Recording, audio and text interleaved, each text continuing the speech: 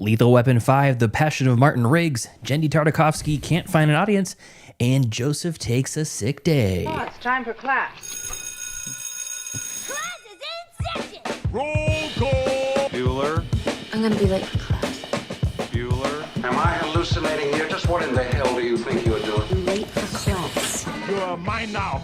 You belong to me. Did you study for the test? No more complaining. No more Mr. Kimble to go to the bathroom. Nothing. There is no bathroom. Hello, classmates, and welcome to another episode of Middle Class Film Class. I'm your host for today, Pete. I'm Tyler. And no Joseph over there. Nope. He's got a case of Montezuma's Revenge.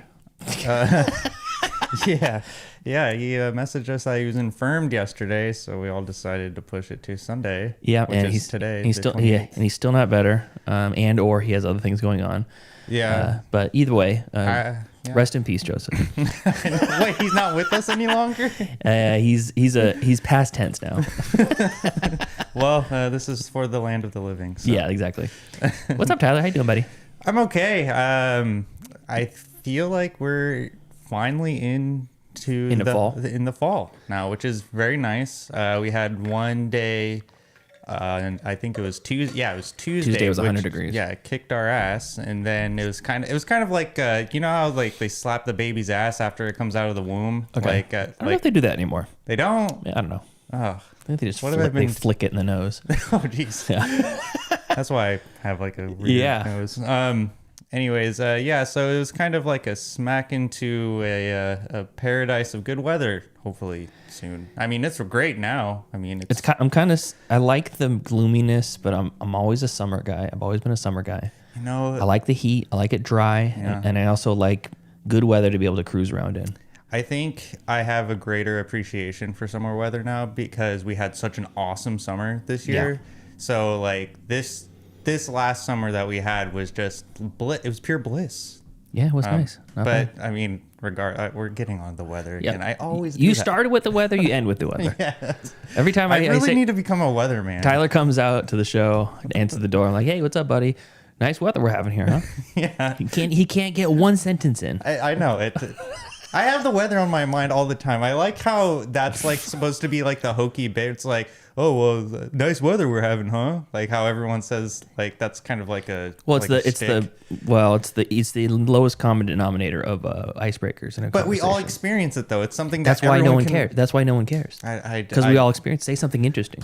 Well, you know what? If someone's after my own heart, they'll start a conversation about how the weather is. Your eyes just currently. light up. I'd be like, oh, Pants get stiff. yeah. There's a little swelling that happens. No, but we got a good show. We have an interesting second half of the show today. Our for B Yes. movie September. Yeah. And we'll get To in. cap it off. Yeah, there was some. The first time I think ever in the history of the show that we've changed movies midweek. I won't get into Yeah, it. we'll get but into that. It's a pretty. I thought it was hilarious. Yeah, it was funny. So let's just get right into it. Find some charity, me lad. Now's the time for gab and chatter. Gavin Chatter, movie news of the week. Tyler, I'm going to get rid of the three of us. Larry David is not here, so it's just going to be you and I.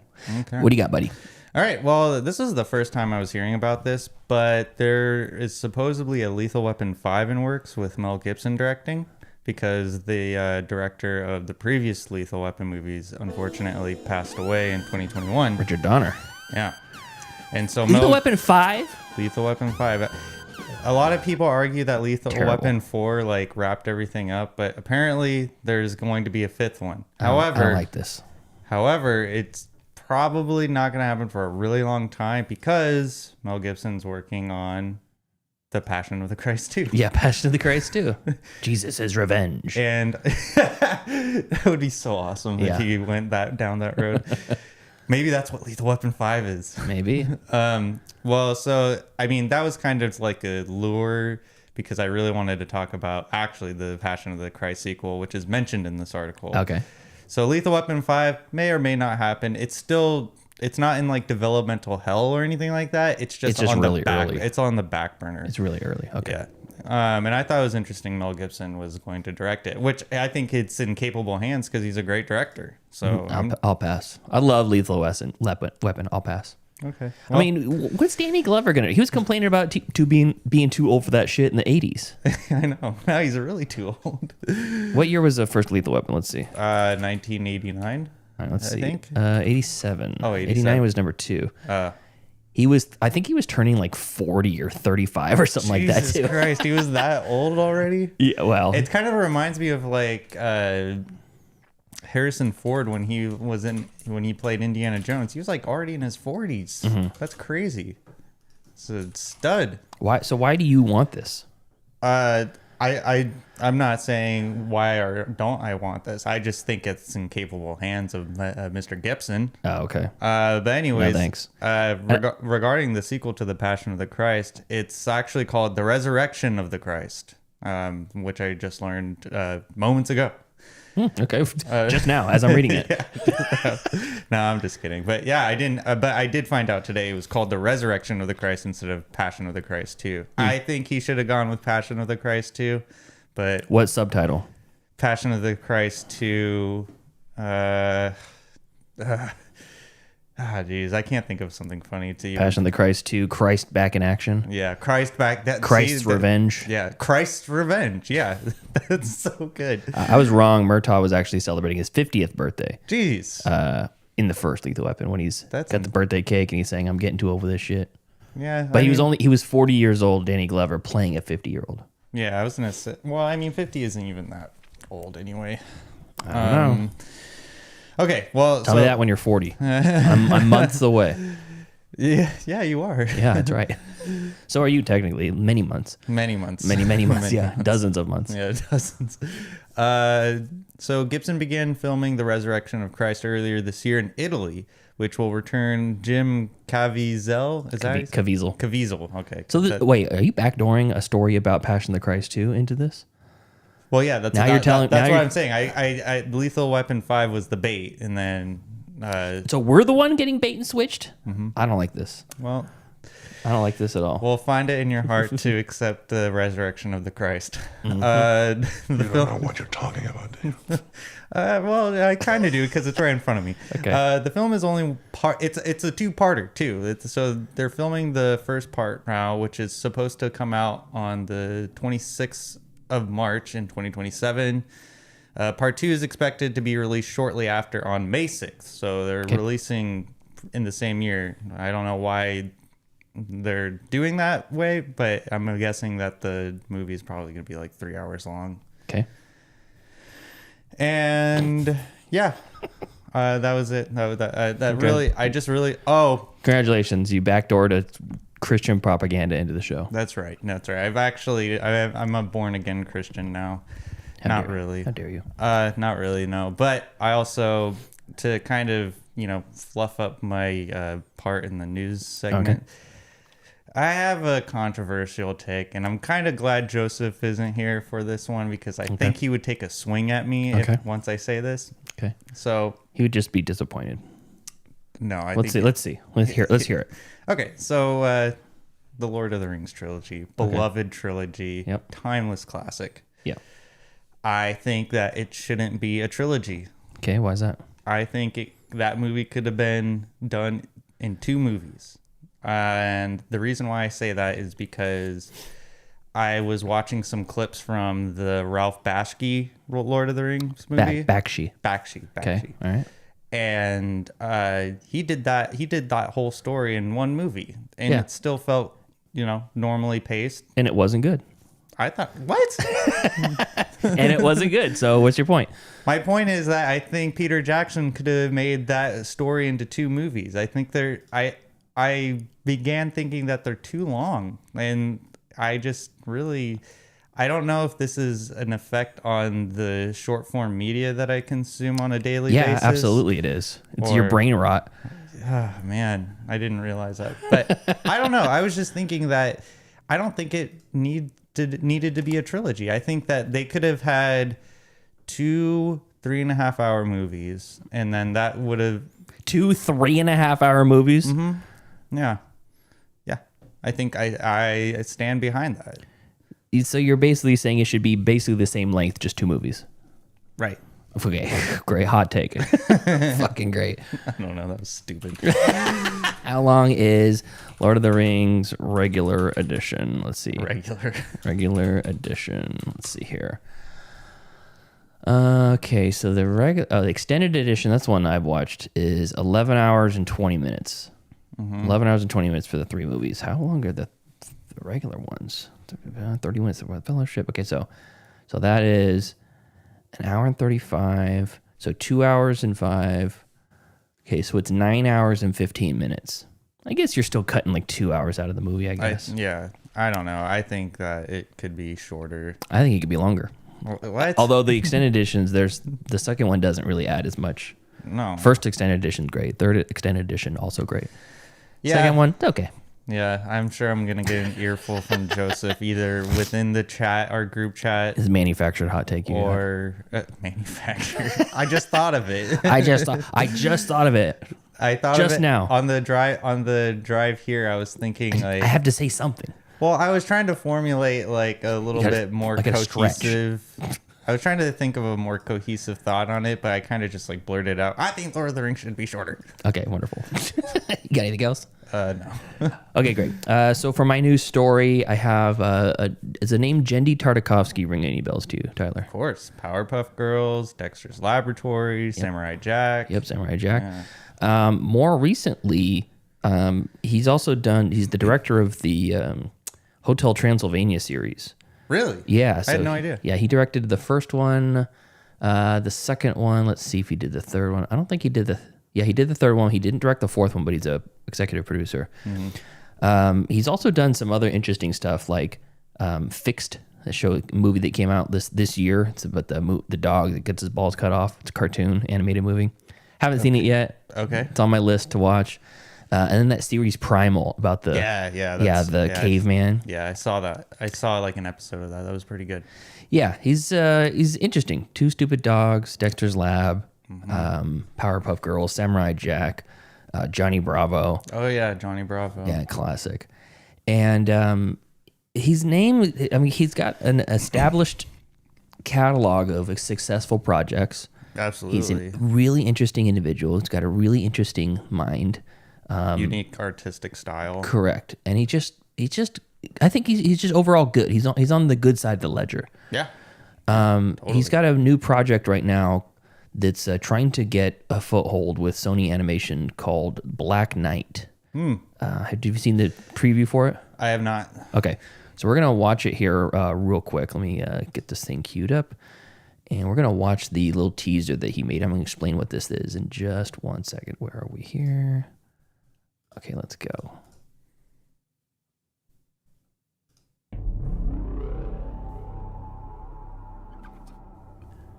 So this is a test reel that he created basically to sell the project.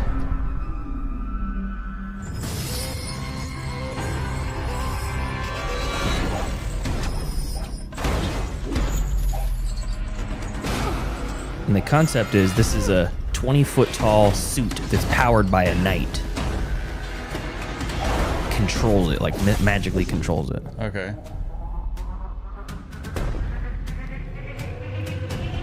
So it's like a giant robot. Kind of like a mech suit, but it's a knight. Oh, that's cool. That's it? That's it. That's all it is. It's a teaser. Yeah, that sure teased me. Yeah, hell yeah. And it's here's the synopsis from IMDb. After failing to protect his king, a highly skilled and faithful knight must transform into the Black Knight to save the kingdom. So I don't know if he's like in it, powering it, or if it's like controlled remotely, like with mind or something like that, or magic. But really not much anything that's like in IMDb, except for the fact that Jendi is trying to get this thing funded, and Sony Animation Studios basically says, "Yeah, it looks great, but I don't know if there's an audience for that." What? Yeah. He made Hotel Transylvania, and Sony's questioning whether or not he can gain an audience with this. But the thing is, like, this is nothing like Hotel Transylvania. Of course. And that's basically wanted to talk about is like content creators. I hate to say that, but content creators in some way, because he's a writer, he's a director, he's a producer. He doesn't, with animation, it's not always like very clear. The lines are blurred about what people's roles in it are. You know, creative director, who thinks of the artwork, who thinks of the storyline. Sure. But the director, the showrunner, more or less on a animated movie, is their vision is what brings people together. It's what brings the project together or whatever. So for somebody like Jendi, he's got this long history of kind of cutesy pie sort of stuff. You know, he's got Powerpuff Girls, Hotel Transylvania, Johnny Bravo, Dexter's Lab, Two Stupid Dogs. These are all like goofy, fun kids things. And if he ever wants to break out of that, it's very difficult to get yourself, I think, out of that rut that basically the studio system or the public opinion has for you. I can see that, but I mean, look at Samurai Jack though. That was dealing with some heavy themes. Agreed. And it feels like he has a calculated attempt to try to like slowly ease himself out of that childlike sort of hole that he's in, you know? Yeah. That sounds bad. But it's like he has got Samurai Jack, he's got Primal, and then recently he did Fixed, which I feel like almost feels like a I can't remember the guy's name. It's like Steve K. He's got a long last name. Who he was the creator of Ren and Stimpy. That movie Fixed feels like almost like it was in the Ren and Stimpy universe. It's like almost overly gross, like crude for the sake of being crude, almost to like make a stand that this is not a kid's movie. Yeah, this ain't your father's animated movie about a dog, you know. So I feel like he's kind of had this slow march into trying to be taken seriously as an adult themed animator. I mean, I'm all for it because like even his more child friendly shows have great writing in it. I actually watched an episode of the Powerpuff Girls on lunch the other day.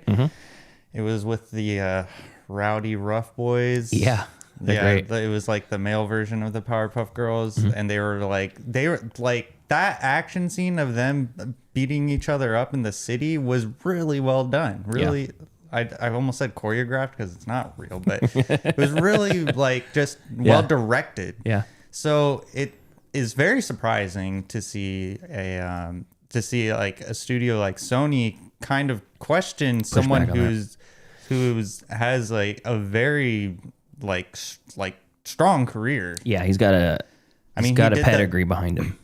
He did the 2003 Star Wars Clone Wars. Do you remember that? I never saw them, but I know that they're pretty well. You can watch them on YouTube for highly free. Loved, yeah. You can watch them on YouTube for free. That was amazing. It's just Clone Wars. Yeah, it's just called Clone Wars. Yeah, you would probably have to put like 2003 Star Wars Clone Wars. They'd have all the episodes on there, and I watched them a while ago, and they hold up. Let's see here. 7 seasons. Star Wars. No, that's the stupid one. Star Wars: The Clone Wars. Yeah, that's the stupid one. You have to put 2003. Wait a second. This is not good. I've heard this is good. It's got 8.5 on IMDb. 93% Rotten Tomatoes. I hate it. I Contrarian much? I tried to watch it, and I can't get past the animation. I can't get past it. Look at Anakin. He looks so badass. No, look at that animation. It looks stupid. What's wrong with that? It looks 2003 Clone Wars. Star Wars Clone Wars 2003. Yeah, there we go. See, that's the good one. It's like cell shaded animation. It's like drawn animation. Yeah, that's the good one. This also has a pretty high rating, 7.8. Yeah. So you can watch that on YouTube. It actually shows General Grievous being a force to be reckoned with. Love it. How many episodes are in this? 27 looks like. Yeah, but they're short though. It's not like a long. I think they're like 10 minutes maybe. Let's take a look. They're not like full length. This one is 4 minutes long. This one. Yeah, they played in between shows on Cartoon Network. Oh, interesting. Yeah, these are only 4 minutes long each. Yeah. So you could binge the whole thing. Yeah. It's only I believe it's only like 40 minutes in total. Like if you watch it all of them. 108 minutes. Oh, okay. So it's like, okay, that was it's like an hour and a half. Yeah. Almost 2 hours. Yeah, they're really cool. It's really cool. So I'm going to take you up on that.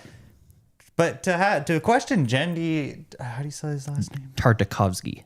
I'm not going to even Jendi Tartakovsky. I'm not going to even try to say it. So to even question Jendi's not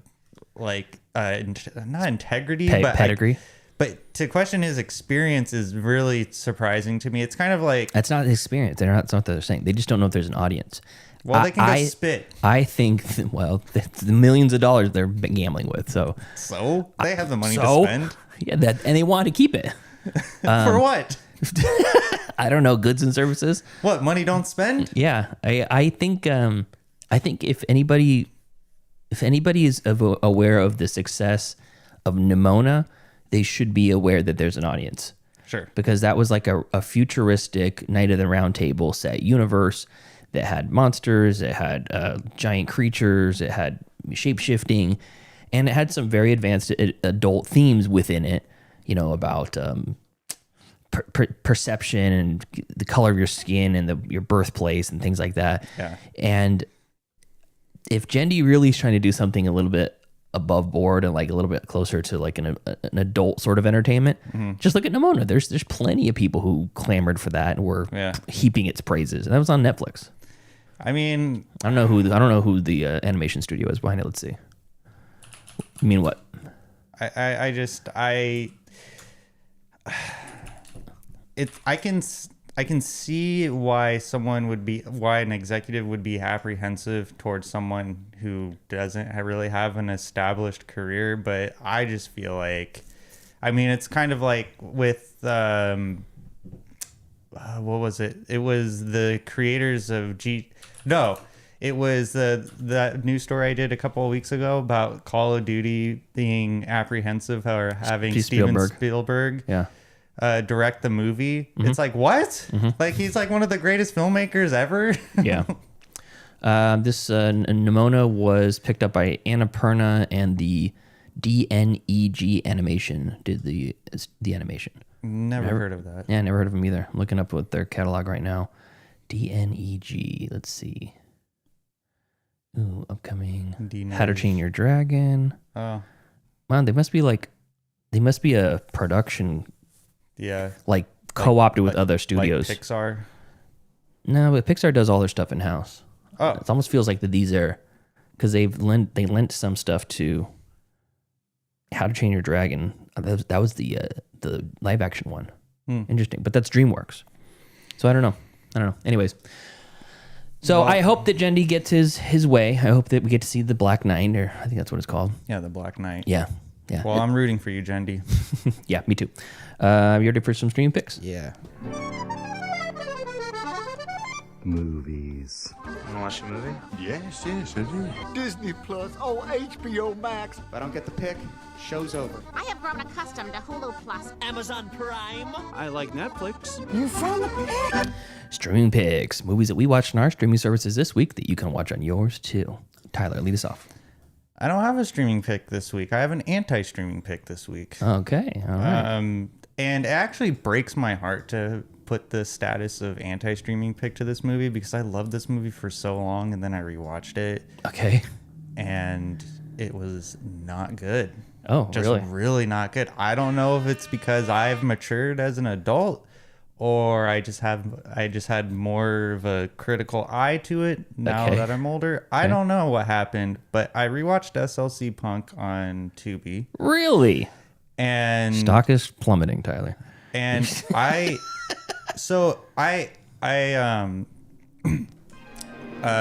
me and Angie, we watch movies together like on weeknights some nights, and she is always picking the movies, as everyone knows. And but I was like, I'm gonna pick a movie, and I'm gonna pick a movie you haven't watched. So I said SLC Punk. Did she bully you into not liking this movie? No. Okay. Because she fell asleep to it. I was gonna say.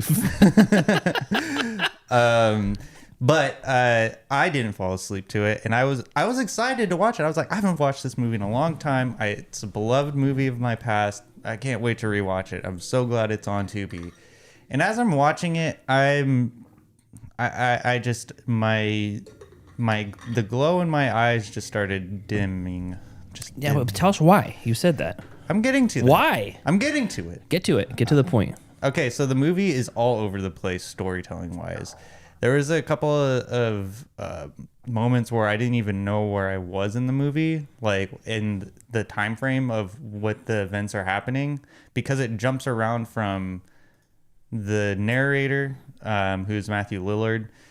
He's telling the story like as if he's telling it in the present, and he's talking about the past, but it kind of like jumps all over the place in the past. So the pacing was very awkward. Okay.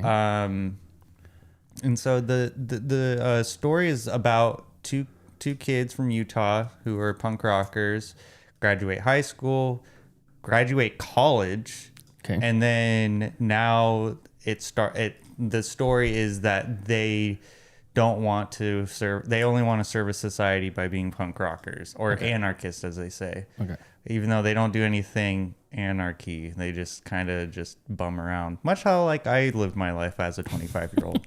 You don't have to be breaking the law to be an anarchist. You just have to not recognize the law. Right. Well, they're doing drugs and stuff too. Yeah, that's true. That's anarchy. I guess. You're breaking the law. I guess. Yeah, especially in Utah. And so it's kind of like a slice of life sort of thing. Or maybe a coming of age is an appropriate way to characterize it. And I think the fact that this movie being all over the place really took me out of it. And the acting is not that great either. I'm not expecting a serious movie when watching this, but like I'm also expecting a little bit more of a realistic performances.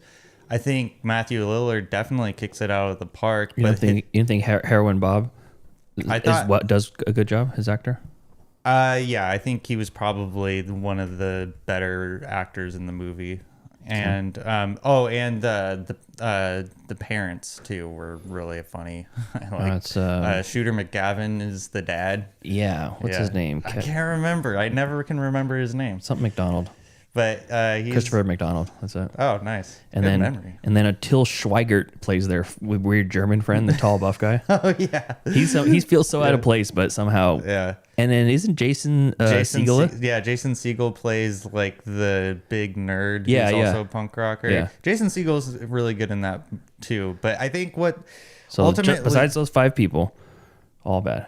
Well, it's just the great actors, but it's just the performances just could have been tweaked a little bit better. And the story all over the place, like I said. I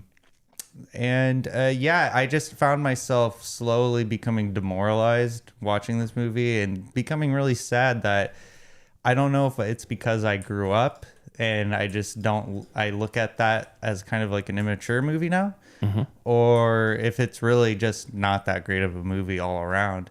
I'm not sure. I mean, I just know that when I watched it, I had a different feeling towards it. And what would you grade it now? I'd probably grade it a C-. Wow. And I don't even think I'm going to watch it again. It was that like bad.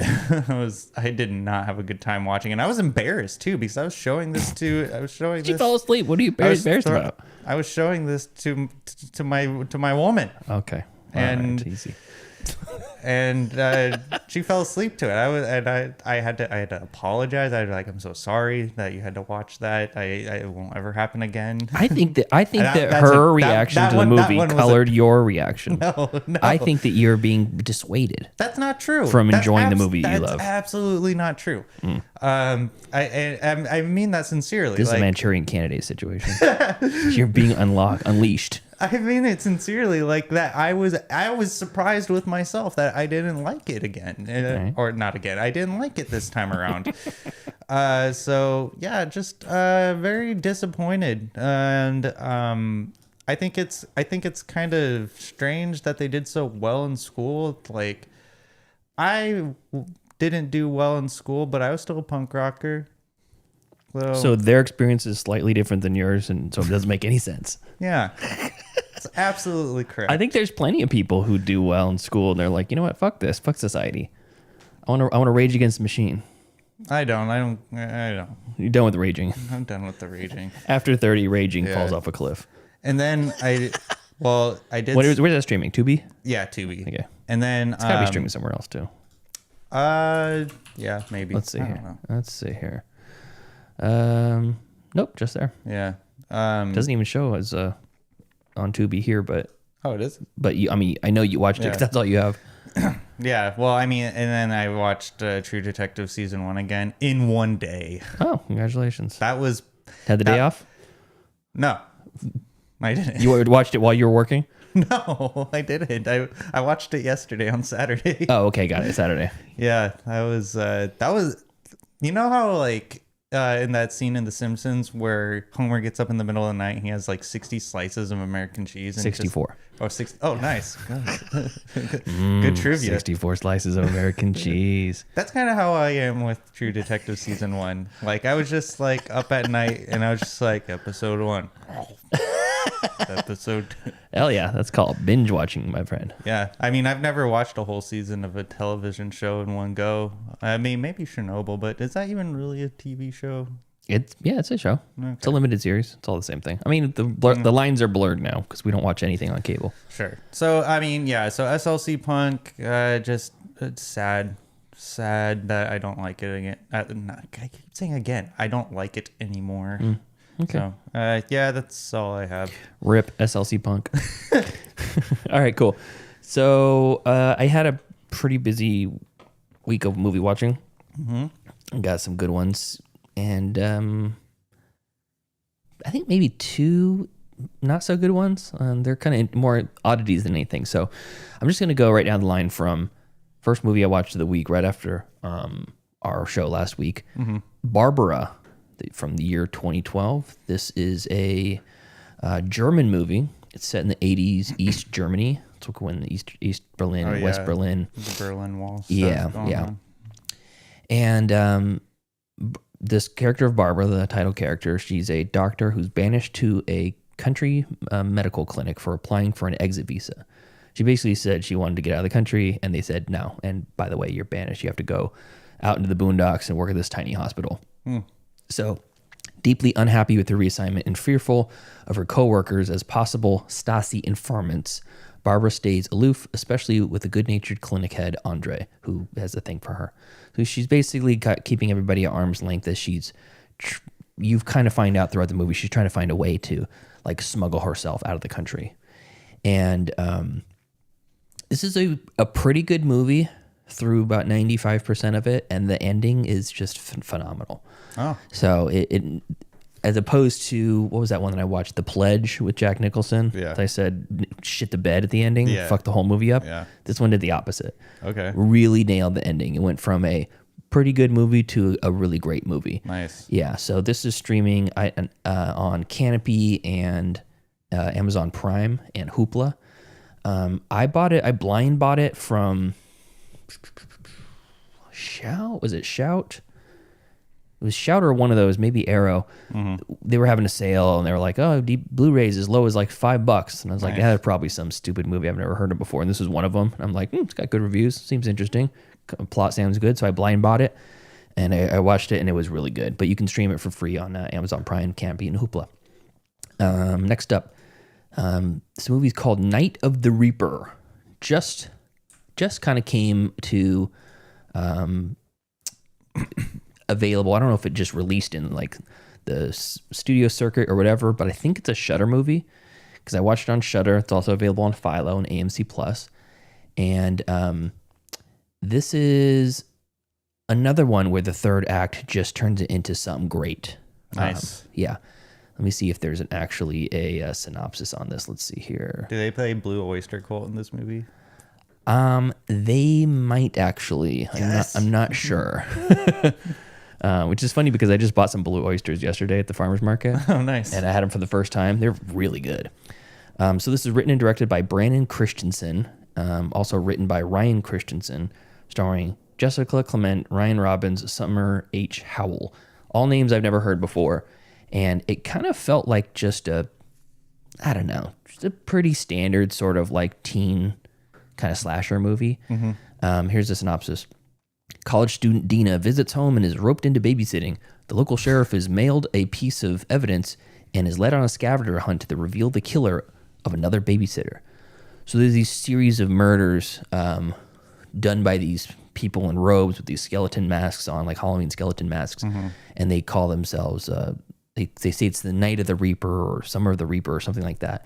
And they are this sheriff whose wife died in a car accident is being mailed bits of evidence from these previous murders, and it's kind of leads him on a chase to find basically the next victim and catch the next victim before they are killed before the next victim.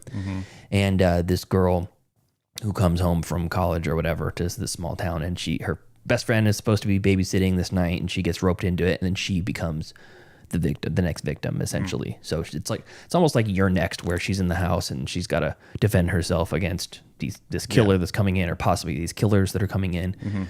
And there's 2 or 3 stories happening at the same time, because there's that, and then there's kind of the perspective of the killer that you get a little bit of, and then there's the sheriff who's going on this chase, and you're like, is this all going to be directed towards this one new killer, or is it a farce, or is there something weird?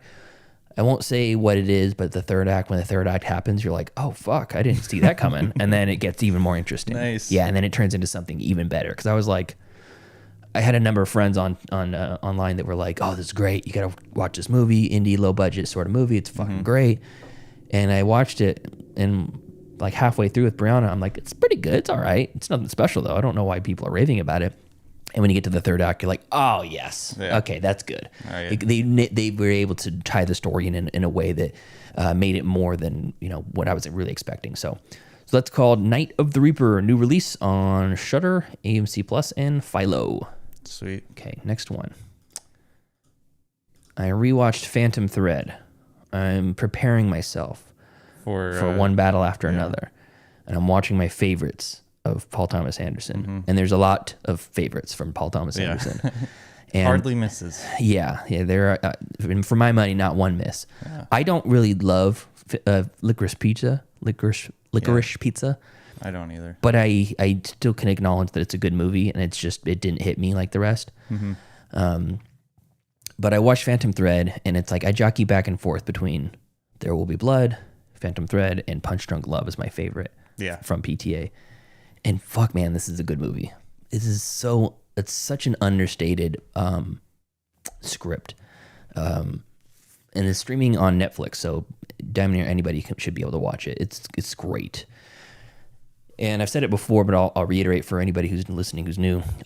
Joseph and I watched this in theaters when it first came out, because we're like, oh, Daniel Day-Lewis and Paul Thomas Anderson back it again, since There Will Be Blood, the band's back together. Yeah, the band's back together. And we went to go watch it, and I was so disappointed. I was like, that's right. I was like, what is this? This is not what I was expecting. This is not brutal and bloody and and brooding. This is not the bad guy like I think in my head. This is something. It's like a dressmaker from London in the 1950s or whatever, 30s. I don't know what decade it is, but it is 1950s. I'm sorry, and it just didn't land on me.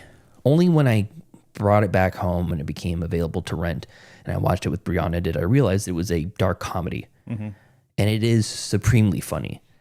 And if you were to take any of the 3 lead actors, you got Daniel Day-Lewis, Vicky Creeps, and then what is his sister's name? Cyril's her character's name in this.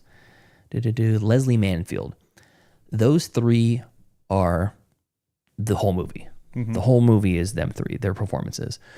And there are so many things that are made up within the way that they perform their lines that aren't in the lines. They're little glances and pauses and scowls between any of the 3 of them. The 2 girls to each other, both of the girls against, Reynolds. And it is a, I don't know, top 5 breakfast scenes movie, top 5 dinner scenes movie, top 5 toxic relationships movie, top 5 costume design movie. It's just so fucking good. And if you watch it distracted for the first time, it's going to go over your head. I watched it focused for the first time, and it went over my head. Yeah. And I had to lock it in for each subsequent viewing. And man, it pays off. It is one of the most beautiful movies, one of the greatest scores. It's so gorgeous. It's so uplifting, and then frustrating, and then funny, and then uplifting again, and then head turning. It's so good. So Phantom Thread, not the Phantom Thread, just Phantom Thread. Yeah.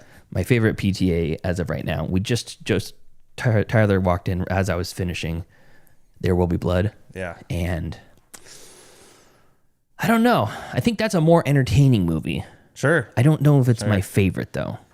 Yeah, I don't know. I have to digest it, because between them 2, Phantom Thread and There Will Be Blood, there's pros and cons for both. Yeah. Like the craft of the film in Phantom Thread of the lighting and the subtlety is just phenomenal.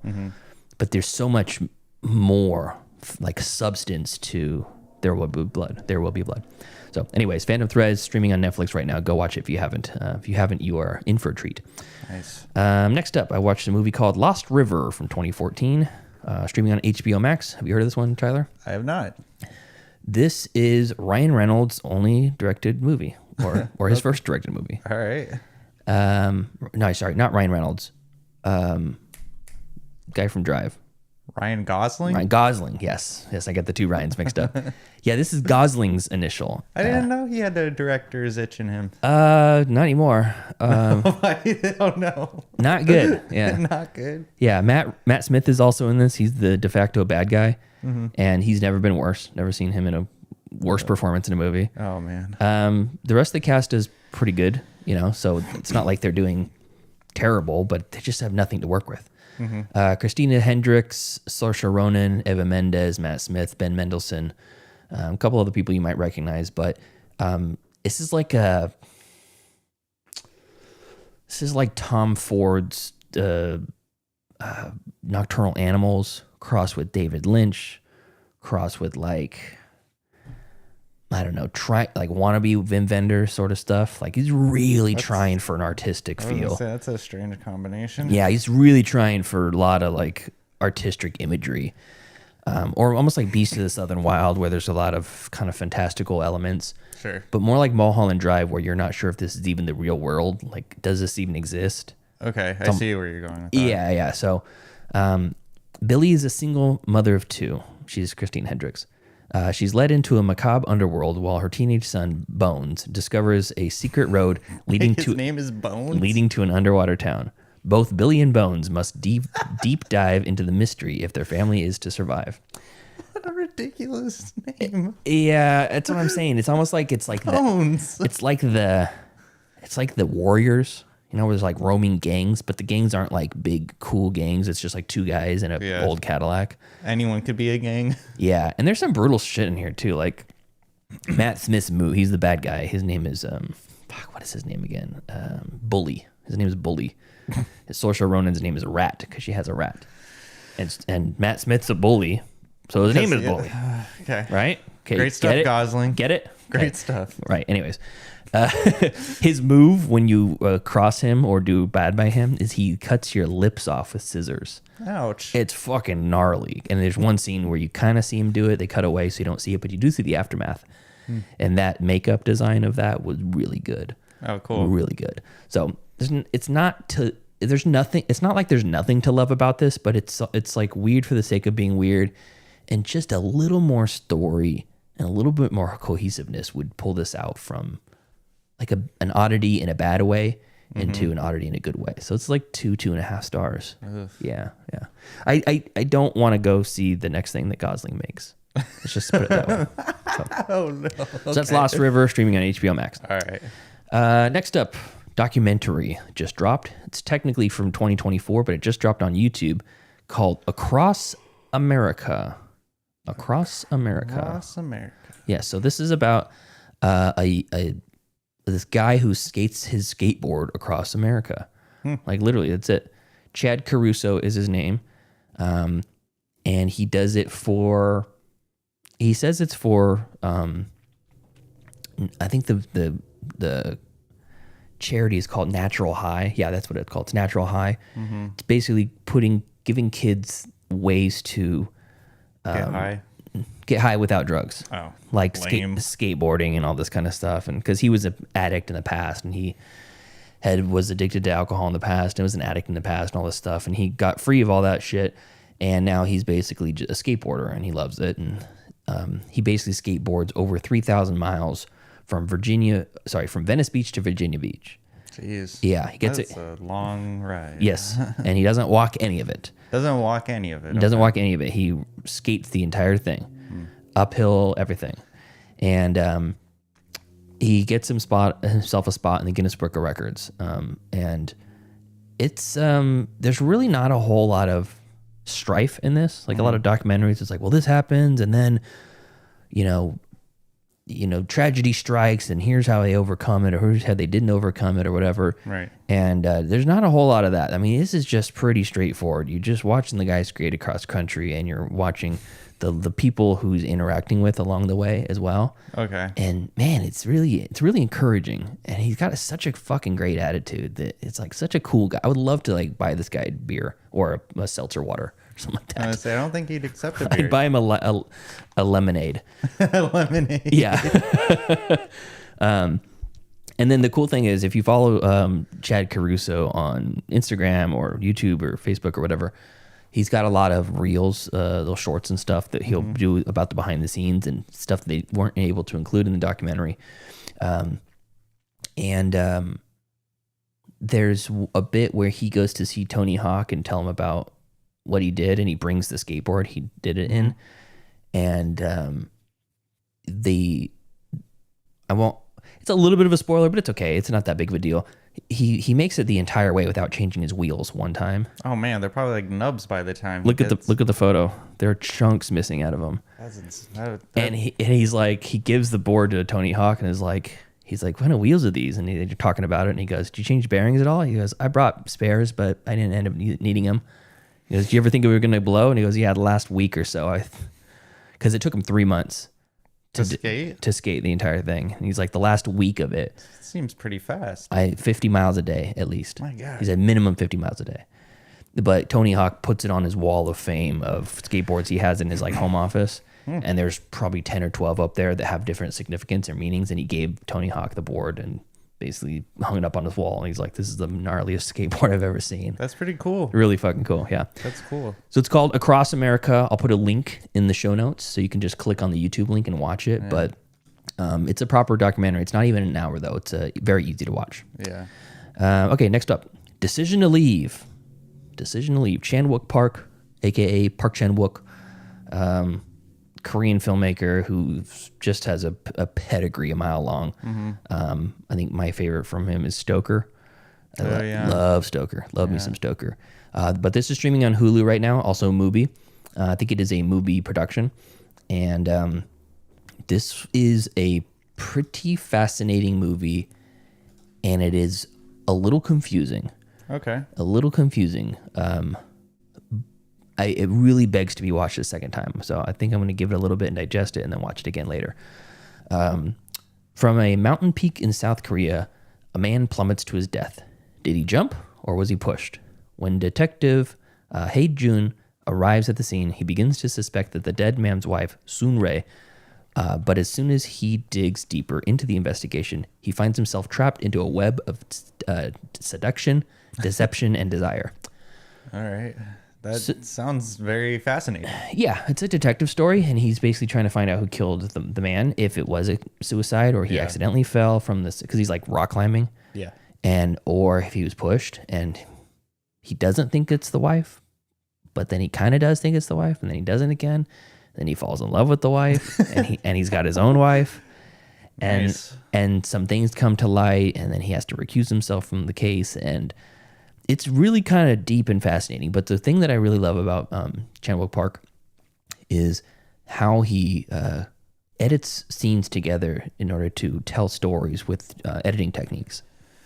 A lot of great cross dissolves from like the scenery and the actual physical world that they're in, dissolving into the characters. And in the next scene, you're second guessing yourself through certain situations. You're like, is that the same woman? That can't be. There's time jumps and stuff they don't quite really explain. Yeah. And then you learn about it the next scene, and you're like, oh, okay, well, I guess that really did happen. I thought that was maybe before all this. So it's a complicated movie, but man, Park Chan-wook is a master. He has such control over what he's doing that it's really, really great to watch. So nice. Yeah, so this is called Decision to Leave. I won't say anything about it except for just to go watch it. Be focused. If you really feel... I don't really condone dubs. I think that it's best to watch it in the original, but this one challenged me. I was thinking, man, I should probably rewatch this with dubs so I can kind of focus a little bit more. Yeah. I was having a little bit of a hard time following along. So, or just watch it twice, like I'm going to do. So that's Decision to Leave, streaming on Hulu and Mubi. And then I'll just leave it at this one. I'm not going to talk about that. I won't talk about that.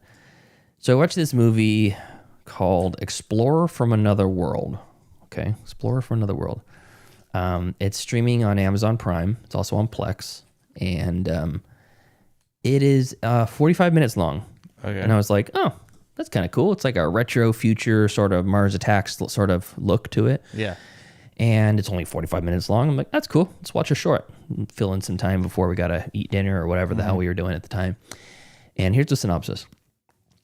On a quiet evening in Buter County, Indiana, a string of strange events lead an eclectic professor, local law enforcement, and a ragtag group of teenagers to search for answers amongst the missing persons, maimed animals, and flashing lights in the night sky.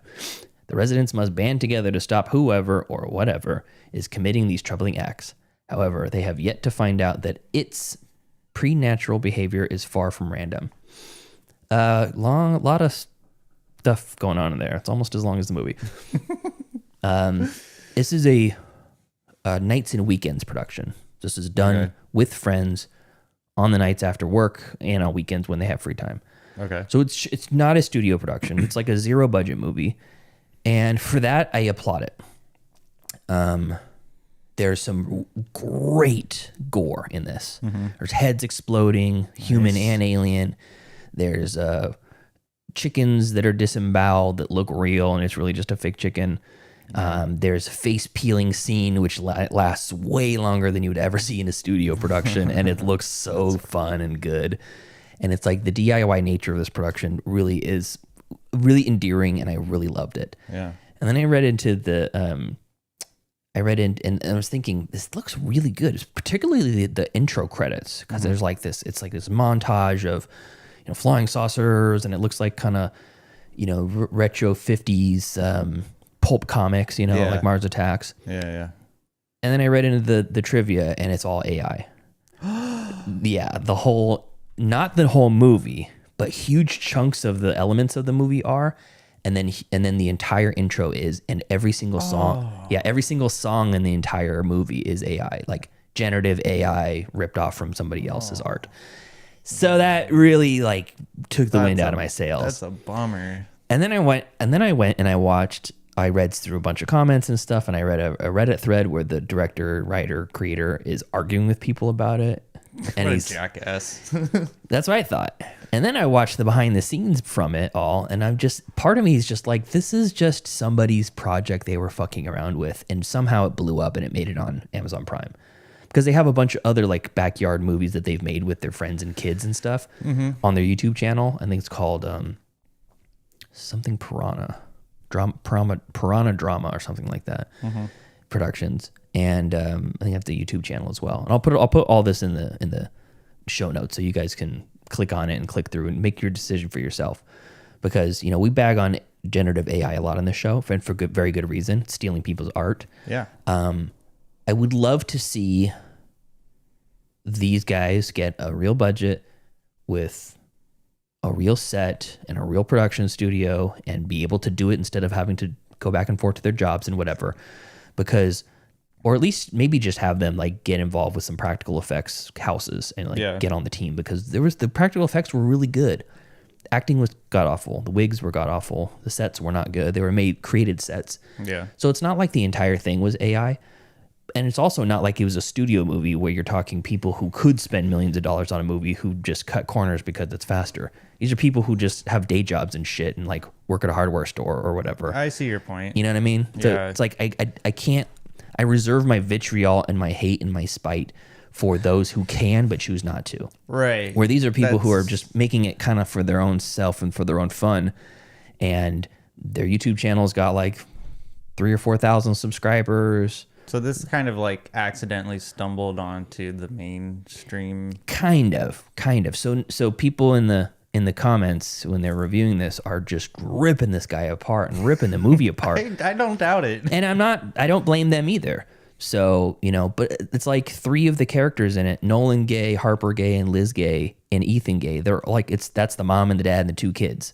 Yeah. It's these are families that are just making this movie. And for what it is, it was cute and entertaining and whatever. And you could laugh at how bad it looks in certain places and then like revel in how good the practical effects are. And then immediately it's the credits. It's like, okay, this is all fucking AI, generative AI. Yeah. So it's like it immediately takes the wind out of my sails. So, Yeah. so I don't love this project, but I do think I would like to see where this filmmaker would go if somebody were to just give him a shot with a real budget and say, cut that shit out. You're not going to do any of that stuff. Because he admits it. He's like, yeah, this is AI and this is AI and all the music is, but it's like we literally are just making this on nights and weekends. It took us 2 years. Anytime we could get the same actors to play this character had a night off, they'd come over and we'd shoot a scene. We'd build the replica head of the guy who's going to explode, and then we'd shoot it over the weekend and then edit it together or whatever. And it's like, for that, I like it. For all the rest of the stuff, I hate it. So it's it's an enigma. I couldn't even rate this movie. I know. I was looking at your letterbox right now. It's 0 stars. I said, my review says, I can't figure out where I'm coming down on this. I absolutely love the practical gore and the DIY feel of everything. A nights and weekend production that no one is getting paid for gets a pass for iffy production techniques. So I don't abhor the creators, but I do abhor generative AI usage. Yeah. Both in the visual mediums and in music. I guess. The liberal use of both of them here completely turned me off from this specific project, but I would love to see what the writer-director could do with a proper crew, a budget, and a set working in his favor. I guess in this scenario, it could be forgivable because it's a passion project. So it's not. They're making $0 on this. Yeah, so it's not like they're taking advantage of the technology for their own financial gain. Mm-hmm. And putting actors out of work or artists out of work or whatever. So like I can see that point, but you know, we here at Middle Class Film Class hate AI. Yeah, so specifically generative AI. It's a very hard pill to swallow when a honest person uses it for not nefarious reasons. But it's like you have to think like in terms like when we pull music for the intro of our show, it's like that's copyrighted music. Yeah, but it's for free. It's not though. It's royalty free.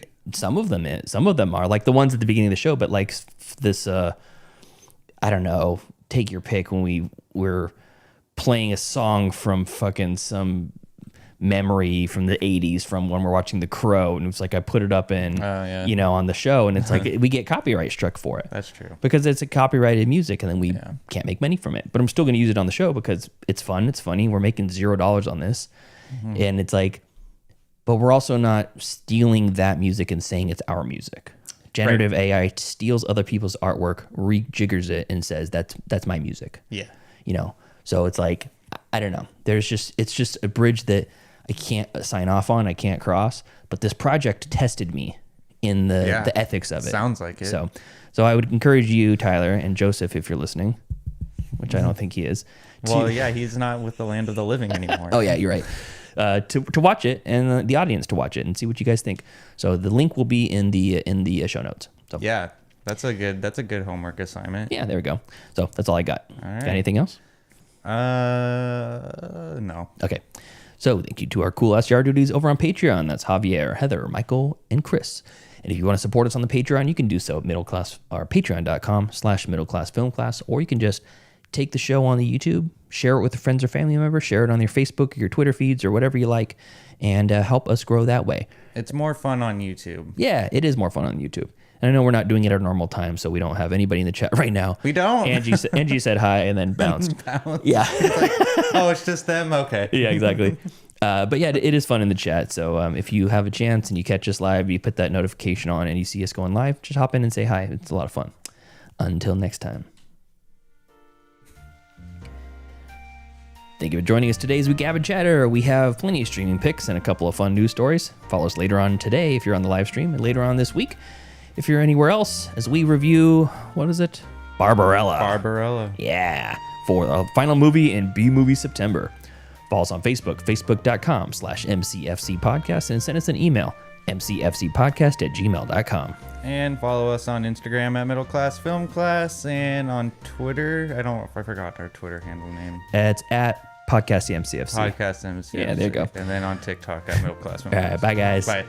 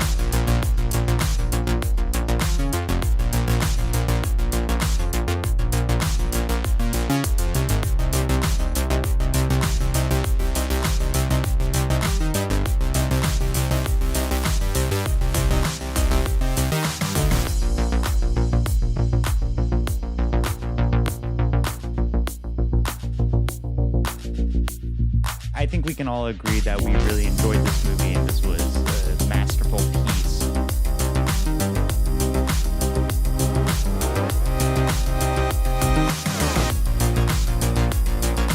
She was hot, dude.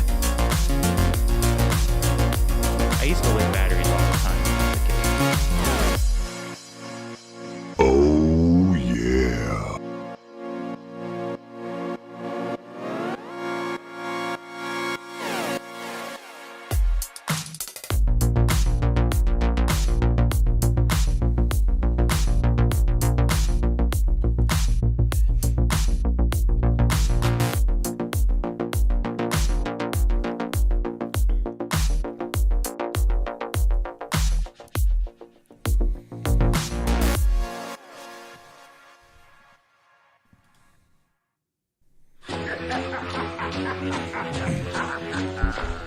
Dreams and bones and bats and bones and teenage monsters in haunted homes, a ghost on the stair, a vampire's bite.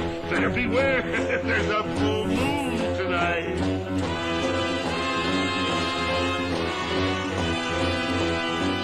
Hello, classmates. Welcome to another episode of Middle Class Film Class. I'm your host for today, Pete. And I'm Tyler. And today we are going to be reviewing our final movie of B-Movie September. We changed halfway through the week. Yes. Not even halfway through the week, the last second. Yeah, the last second. Originally, we had a different movie in mind, which we'll talk about in a second. But right now, we're going to be watching Barbarella. Pygar, back up. There's a room behind you.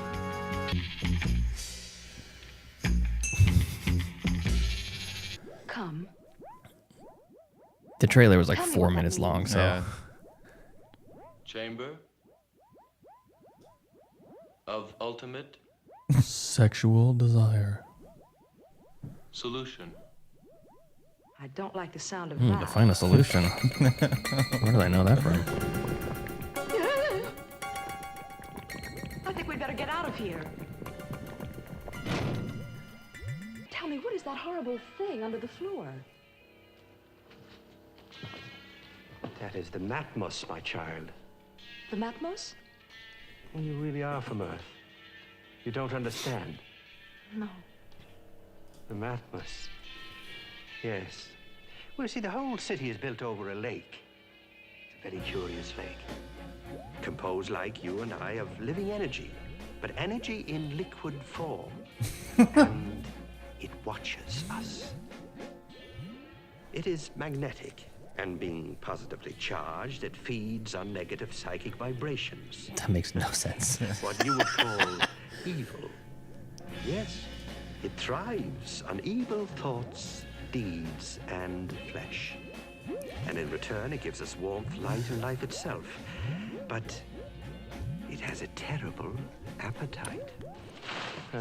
Perhaps you'll see some other time.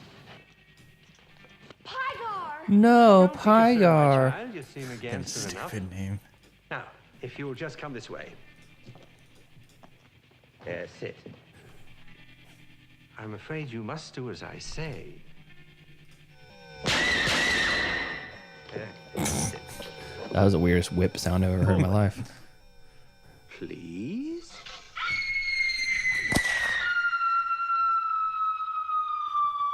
Oh, Barbarella's dead. Oh, Moxie, what? No, she's just in the pit. They basically just showed the end of the movie, essentially, in the trailer. So that wasn't even a trailer. That wasn't a trailer. That was just a clip, one scene okay. from the movie. Yeah. Yeah, so Barbarella. What a movie this was. That was 2 minutes of that movie. Yeah. And there is a whole, how many minutes? 98 like minutes. There's a whole 96 more minutes of that, from where that came from, if I didn't tell you on it. Yeah. So, Barbarella, in the 41st century, an astronaut seeks to stop an evil scientist who threatens to unleash a powerful weapon upon the galaxy. Directed by Roger Vadim, written by Jean-Claude Forest, Terry Southern, and Roger Vadim, starring Jane Fonda, the great Jane Fonda, John Philip Law, and Anita Pallenberg, amongst others. So, this movie's bonkers. Yeah. Do you consider this a B movie? Yeah, this is B. This is a B movie for sure. We did it. This is a low budget. It is poorly acted. It has a terrible story. Yes. So it checks all the boxes of the modern reinterpretation of B movies, I suppose. Right? Yeah, I think so. I'm gonna get, since Joseph's not in here, I'm just gonna get us. Okay.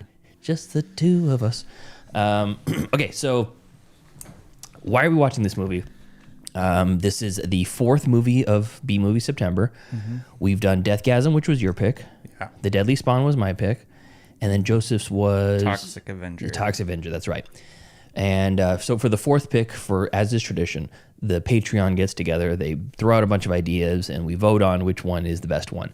Well, there's a million potential B movies, so we didn't have any one consensus of what basically we were going to watch. We didn't have any not like 3 or 4 people voted for one ever. There was just basically just one vote for all these different movies, and Barbarella was one of them.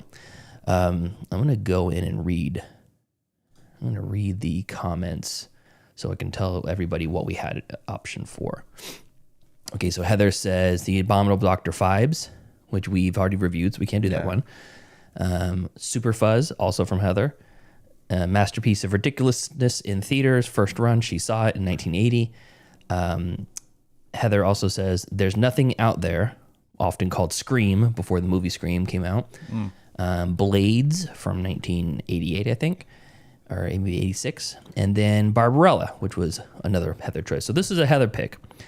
Before we watched this one, we have another bunch of comments from Joe Bridges. We have A Bucket of Blood, which I've actually watched that as a recommendation. I thought it was great. The Intruder and I Married a Monster. And The Intruder was originally what we picked because it seemed like as a pretty good off the beaten path pick, one that we'd never heard of before. Yeah. And was different than the other types of B movies. Like, it wasn't a monster movie, it wasn't a sci-fi movie. And we're like, okay, this could be good. Maybe the intruder is the devil or something like that, you know? Yeah. Released in 1962 and directed by Roger Corman, one of his earliest movies and one of his only financial failures. So we originally chose The Intruder from 1962, and it's starring a very young William Shatner, yes, who's doing a great performance. And I gotta say, it didn't feel like a B movie. No, it didn't.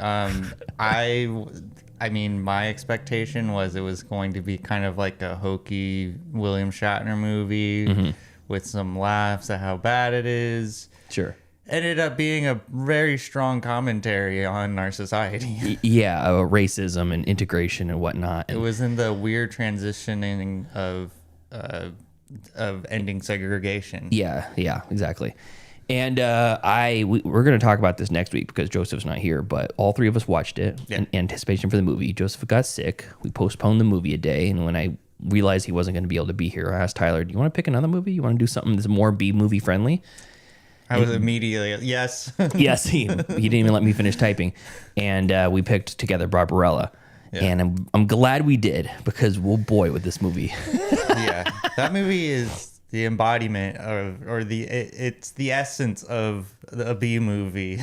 You talking about Barbarella? Yeah, Barbarella. Yeah. Definitely strong contrast from The Intruder. Yes, it's definitely shitty production, definitely bad acting. Yes. But I gotta say, I still think that Jane Fonda did a good job. Yeah. I mean, like, this is just me. Out of all the performances in that terrible film, she was probably the best performer. John Philip Law playing Pygar. What a dud! What a dud! What a dud that performance is. I mean, I question if he was even alive. I know. Wait a second. I like the part where they blow up the black guard or whatever. And she's like, it's straight at your feet, to the left. And he goes to the right and then, okay, ready? And shoot now. Yeah, it's so stupid. Was this your first watch? Oh, yeah. Okay, yeah. I've never seen this before. Brianna had seen it before. Really? I don't know where, but she said, yeah, you can watch that without me. She said, so that's an indictment. But I did have a lot of fun watching it. So let's go ahead and give our initial reactions. Tyler. Okay. I mean, I knew going into this movie it was going to be like cheesy B movie. I didn't have high expectations. But I mean, it wasn't that great. Like, I mean, and I'm talking about like, because like, again, going in with the expectation that it's not going to be a very well made movie, but like something like Deadly Spawn wasn't a great movie either, but it was funny as hell. Yeah. And same thing with Toxic Avenger. It wasn't great, but funny as hell. This movie had some funny moments. I will say that the acting really accentuated the shittiness and funny moments. The story, I kind of forgot what was happening in the movie. Yeah. Like there's only one plot point that they mentioned in the beginning when the president of the Earth. Yeah, president of the Earth Federation or whatever. Yeah, it was literally just president of the Earth, Okay. which our current president of our country is trying to become. Okay, yeah. He says Barbarella has to go find this scientist on this planet. Duran. And I don't know. I can't remember why she had to find him. I can't remember if he was imprisoned or I don't know. He was trying to create a weapon. That's right. Okay. And I don't know in what capacity that mattered. Yeah. Well, I mean, they banned weapons on Earth too, so that was confusing. And sex. That was just bonkers. Like the way that they get each other off is they take a pill and then they put their hands like together, and then that's how they get off. That guy, when he was doing it with Jane Fonda's character. Yeah. What's her name again? Barbarella. Yeah, Barbarella. Yeah, Barbarella. Like, dude, like he got off so hard that his fingers started smoking. Yeah, it's never happened to you before? You ever came so hard your finger smoke? No, I've not achieved that level of an orgasm yet, but I strive to at some point in the future. Yeah, so I felt like this movie was pretty hard to watch though. I mean, it's an hour and 40 minutes. Not a lot is going on. It's really it is boring for, I would say, 80% of the movie. That's probably being generous too. So yeah, it wasn't that great, and I'm so glad I didn't rent this movie. I was able to watch it. There's this website called the Internet Archive.org. Yeah, Internet Archive. That's where I watched it. They had like a VHS rip of this movie, so the quality wasn't great, but I mean, I don't care. Yeah, I was disappointed a little bit, but I did laugh at some, like, genuinely, like, had some good laughs in there. But overall, yeah, it was not that fun. Okay. Yeah. Okay. So overall, not great. No, I mean, if you're looking for, there's plenty of good B movies to seek out if you're looking for a good laugh on the shitty production. This one isn't it. All right. Okay. My first watch as well. Immediately, the inside of her spaceship is covered with orange shag carpet. Yes, I forgot. Yes. I've heard that in the past, like as a joke, like everything's shag carpet in the whatever 60s or 70s or whatever. And I've never seen that gratuitous use of shag carpet. I mean, it was even on the table. It's on every surface. Every surface.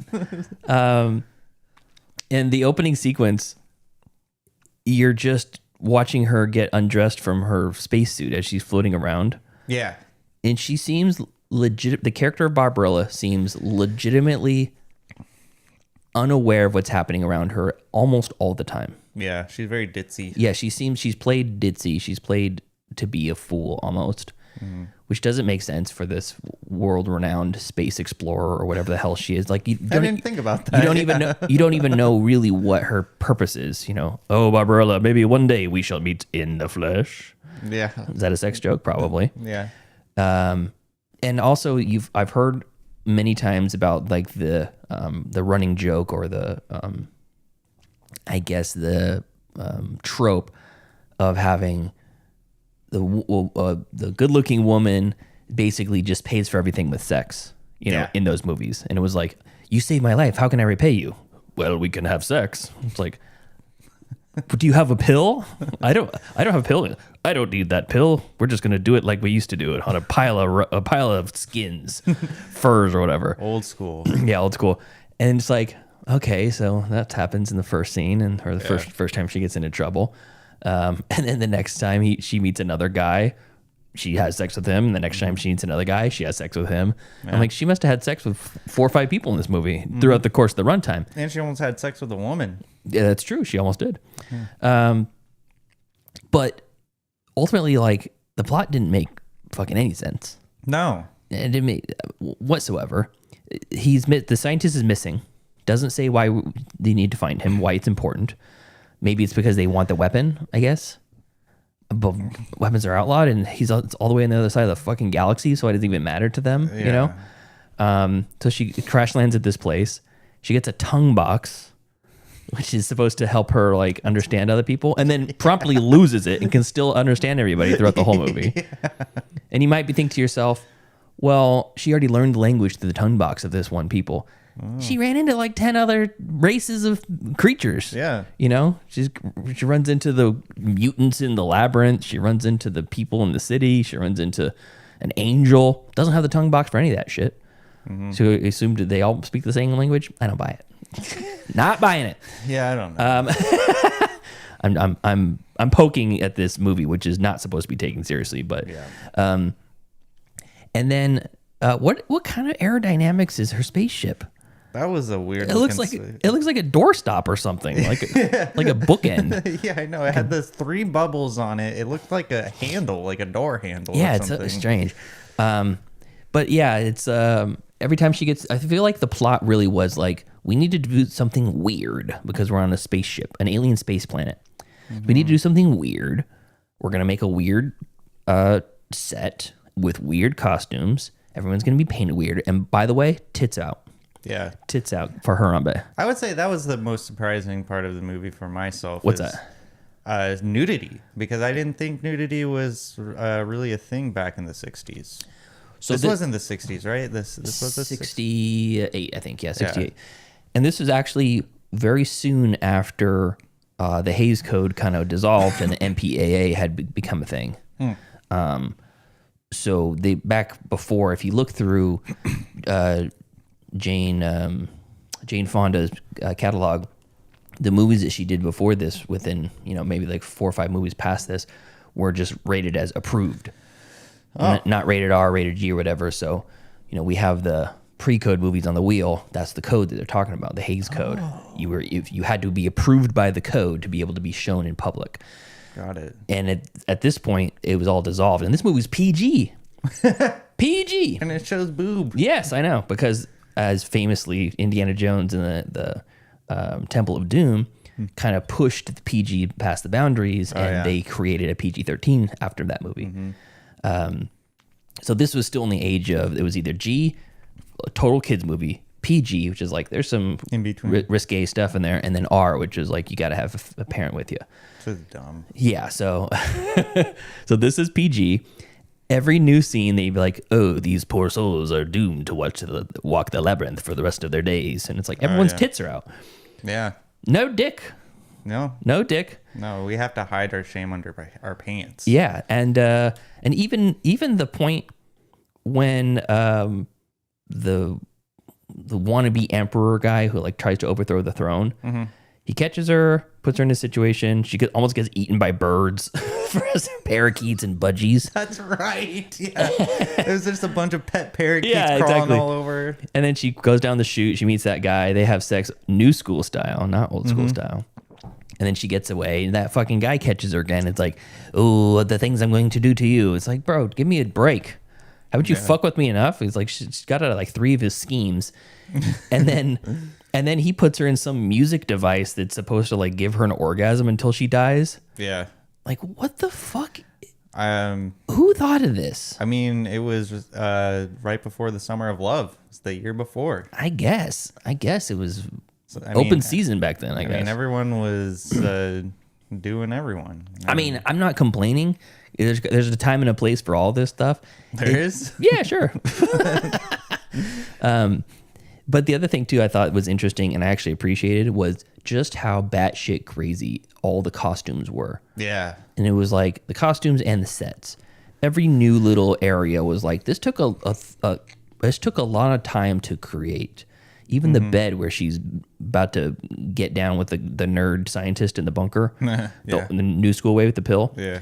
When she's like having a freak out or whatever, he's trying to move things off of the bed, and the bed is made up of a bunch of tiny sandbags, like little red leather sandbags. I didn't really notice that. I'm like, what? Because he moves them out of the way. I'm like, is he?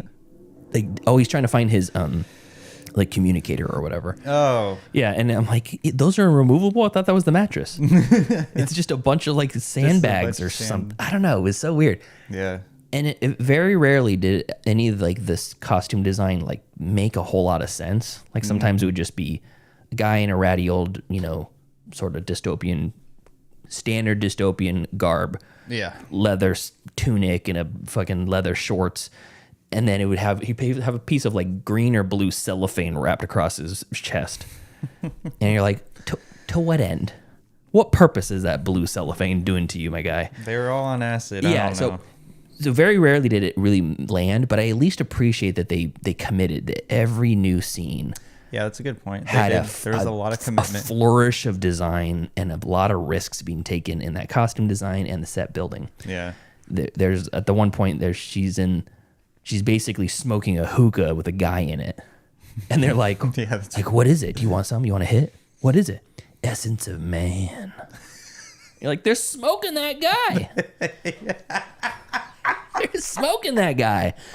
He's in there like dying and they're smoking him. So yeah, it's like I appreciate that. And then the kill yourself chamber. Yeah. You can choose 3 ways to die. If you fail to choose, one will be chosen for you and you'll be given to Matmos. Yeah, it was insanity. Yeah, it's complete insanity start to finish. You know what I really liked? What an aspect of this movie that I liked is I kind of like 60s aesthetic. Okay.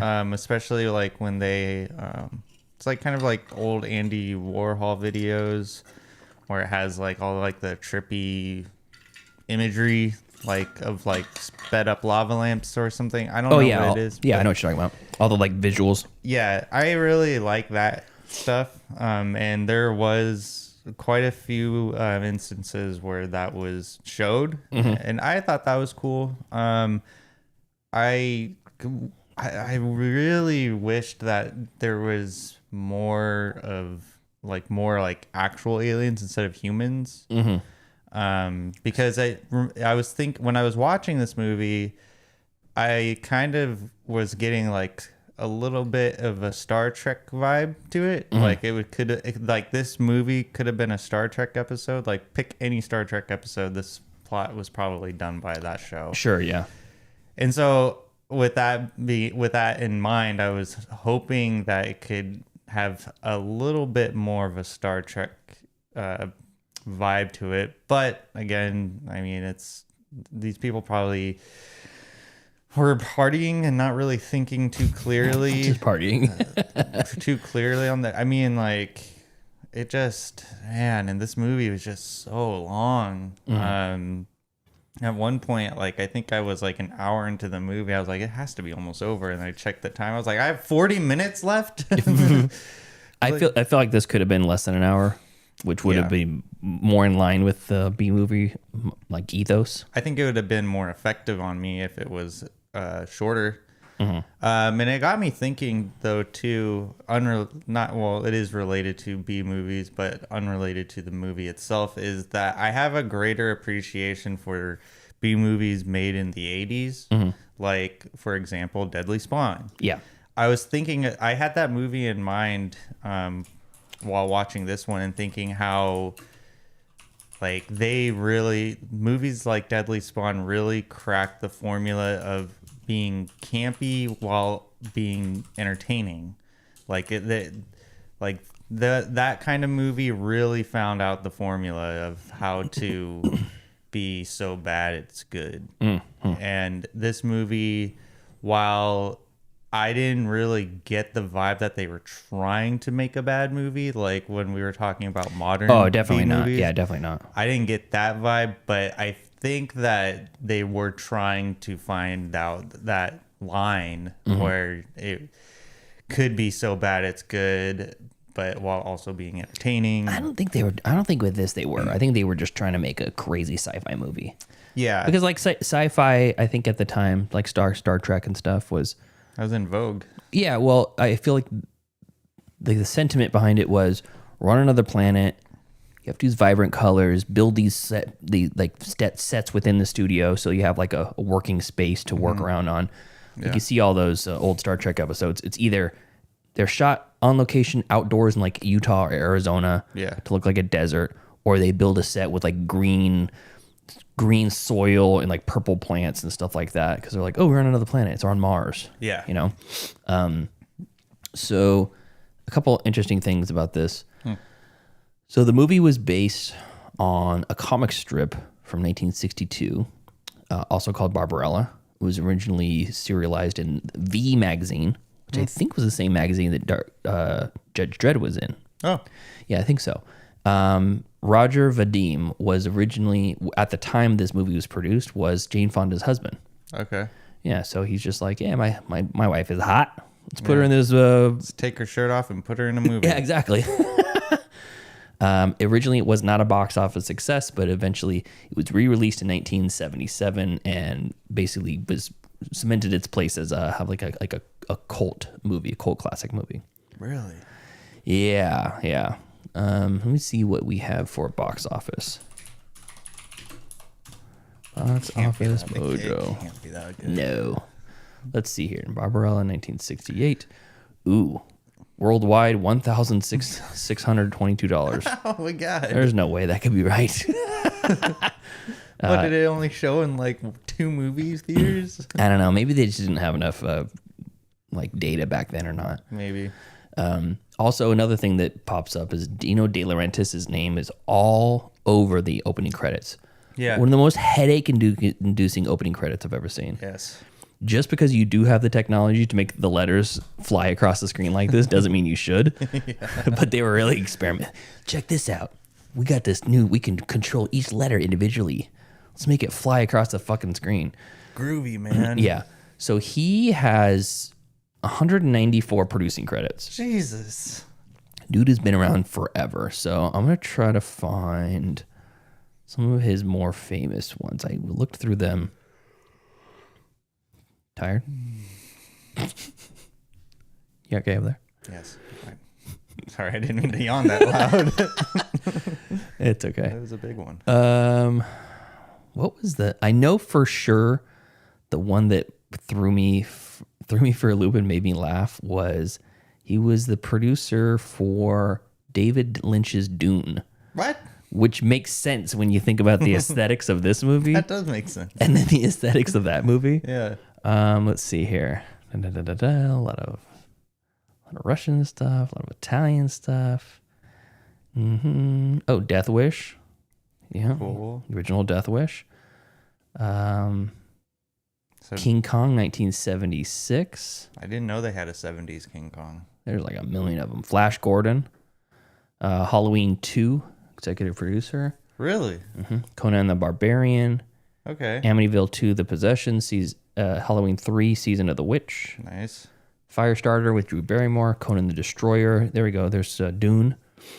Cat's Eye. Silver Bullet. Stephen King's Silver Bullet. Yeah, shitty bullet. Manhunter. Blue Velvet EP. Leviathan. King Kong Lives. 1986. Body of Evidence. Army of Darkness. Wow. He really found his footing in the 70s and 80s. U-571, Hannibal, Red Dragon, Hannibal Rising. And then he died in 2010 at the age of 91. Rest in peace, Dino. Yeah. Oh, Dino De Laurentiis. His name was all over it, but then when you try to find him in the credits, you have to go like multiple pages to be able to find him there. Any of the scenes that stuck out to you, Tyler, before I get into some trivia? I thought the first instance of sex was funny. because it was just so he was just so nonchalant about it. He's like, I want to make love to you. It's like, okay, What is love? Yeah. An angel is love. and she's like, oh, we don't have. Oh yeah, and the goddamn angel, the Pygar. Pygar. Yeah, Pygar, that the man with no brain. He's an angel who lost the will to fly. I knew the second that she had sex with him, I was like, watch, he's gonna fly afterwards. Yeah. All I needed was that puss. Yeah, all he needed was a release, and then he was good to go. Yeah, that was a strange addition in the movie as well, which I found hilarious. The angel? Yeah, the angel. Or the fact that he has sex? Both. Like, I mean, really, all of it. All of his involvement in this movie was bonkers. Yeah, and then just the pill. Like, why do they need to take a pill? And then they just like touch hands. Mm-hmm. I mean, I don't know. It's just it.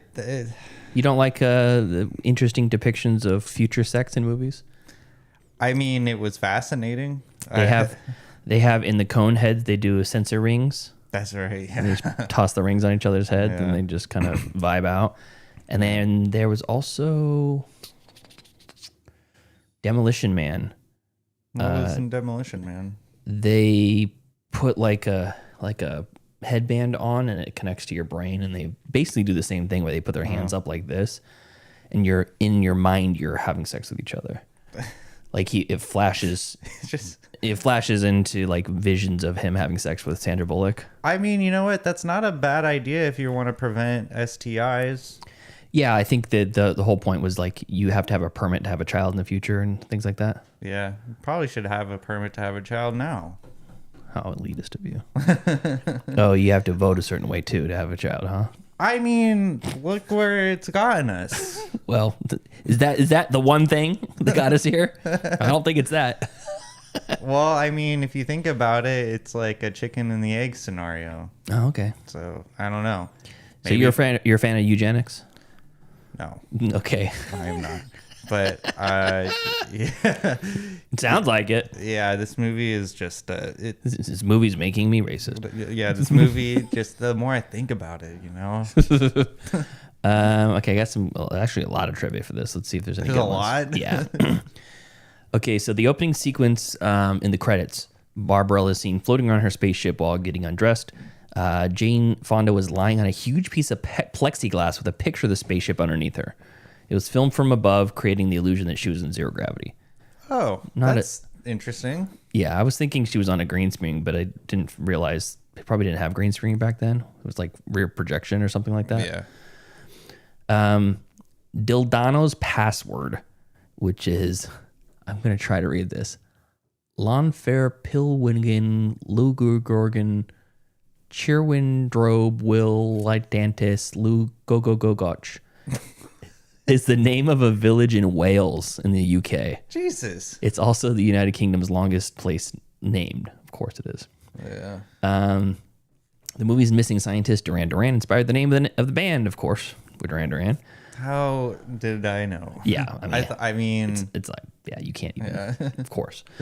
One of the guitarists for Pink Floyd, David Gilmour, was one of the session musicians who performed the movie's original score, which I have to say, one of the worst scores I've ever heard. Sorry, David. It does not match the movie fucking at all. No, it does not. I could not think about Austin Powers as I was watching it.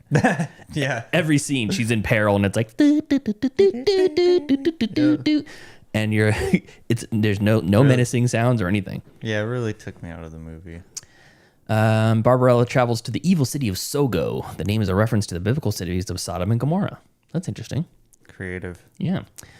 Movie's part of the Sex Kitten era of Jane Fonda's movie career. This was the movie that popularized the label for the actress. Let's see. All right. Jane Fonda, Sex Kitten.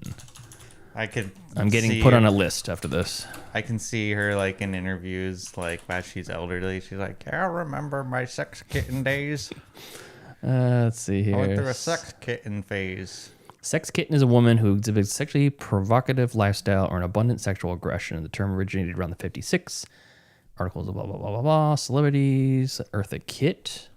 Jane Fonda, George Wallace. See, it's gender neutral. Mamie Van Doren. Anyone Mamie could be Van a Doren. sex kitten. Yeah, let's see here. Scene sex kitten. Barbarella is the only one that's listed on here, but I'll have to look at Maybe some it's her the other stuff. quintessential sex kitten movie. I got plenty of Jane Fonda in this to last me a lifetime. Nice. Let's see here. Jane Fonda apparently speaks French, and she dubbed the French version herself. Cool. Ian McKellen flew to Rome to audition for the role. Although he didn't get it, he told Empire Magazine that Jane Fonda cooked him breakfast while he was waiting to do the read-through. What a nice lady. That's nice. I don't know how that... Well, I guess that is technically trivia for the movie. Yeah, sure it is. He auditioned for the movie. Stoximus and Glossina are the name of the great tyrant's nieces. They're actually names of the flies. Stoximus calcitrans is a stable fly, and Glossina is the tsetse fly. That's interesting. Okay. They named them after flies. They are annoying. How'd you like that doll scene? Oh yeah, the chomping dolls. That was creepy. Yeah, that was those children were creepy too.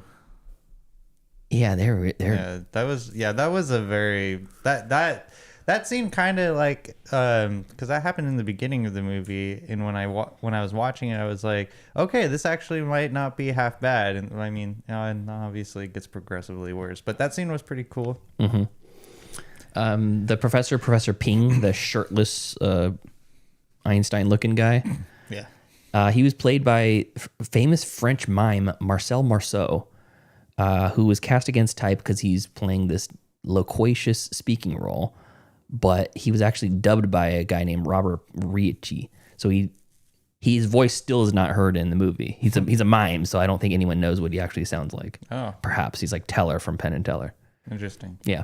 I don't know if that's really true or if he does interviews or whatever, but a number of the movie's set pieces and art direction were inspired by the MGM fantasy adventure Wizard of Oz from 1939. That makes sense. I can see it. Yeah, I can see a lot of it. Let's see here. Barbarella's captured mole machine and her sexual encounter with the deceased rebel's robot are both omitted from the movie. The rest of the movie is very faithful to the comic. So apparently there was more sexual encounters that were even cut out of the movie. Okay. Oh boy, yeah, what a movie.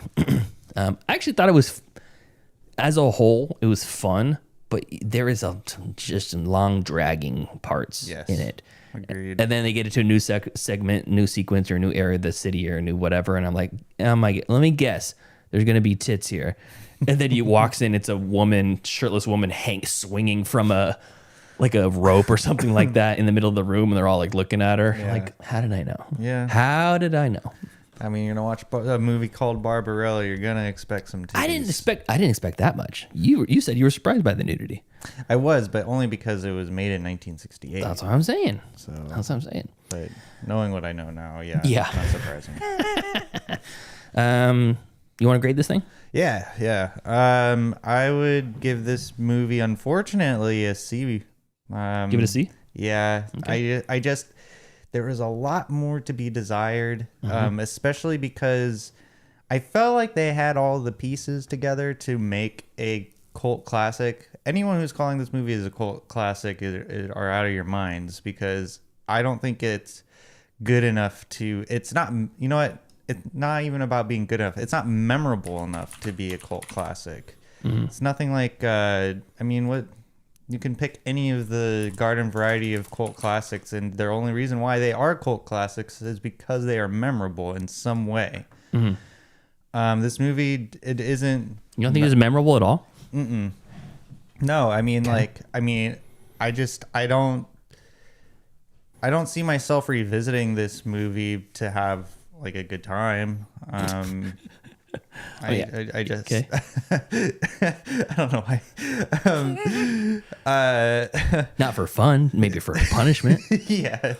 To punish myself, or to be masochistic, or to throw see on Barbarella. Jane Fonda naked again. Yeah, but again, we have the internet. I could just Google Jane Fonda naked. That one outfit she has just got one plastic bra cup. Yeah, it's like your boob is just hanging out there. I did like that. Okay, easy. But yeah, I don't think it's for me. I don't think it was memorable enough. Okay. So that I feel like they did again. They had all the pieces together. They just didn't know how to put them together correctly. Okay, so C for you. Yes. Okay, I'm gonna go. I'm gonna go between like a C plus or a B minus. I'm gonna go C plus.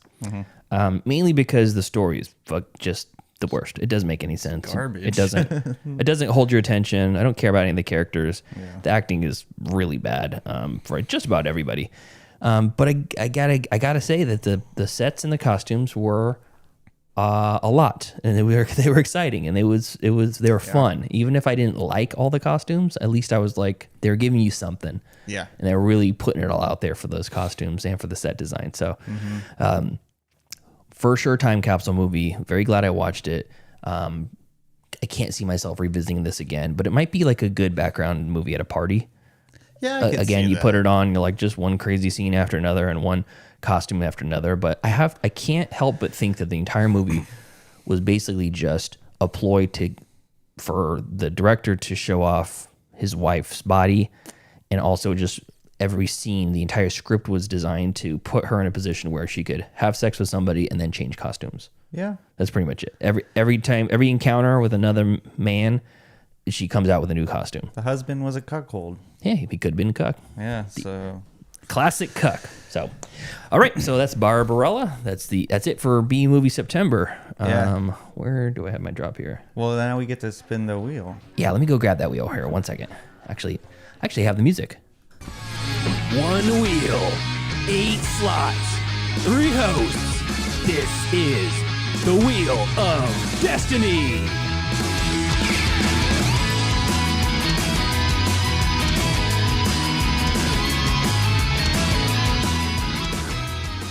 All right. B Movie September is off the wheel. Do I have my marker? Tyler, do you have the marker over there? No, I don't. Oh, wait. The one back there? No, there isn't. Okay, well, if it lands on B Movie September, we're getting out of here. Yeah. Okay, let's just see if I can half-ass clean it off here. Okay, yeah, that worked okay. Okay, so we've had Tyler's pick. Yep. We've had the cool-ass Yard Duties pick, so now it's going to be me or Joseph. And Joseph's not here, so I have a feeling if we land on one of Joseph's, we're going to spin it again because we need to get his first movie for the week. Yeah. If it's his. So looks like it's going to be one of mine. So we have pre-code movies and heist movies from Pete. Tyler, you still have horror movies without the. Joseph has blaxploitation and IMDb top 250, bottom 50, which is 201 to 250. And the cool-ass Yard Duties, we have nothing on the wheel right now. So we'll give this a spin and we'll see what it lands on.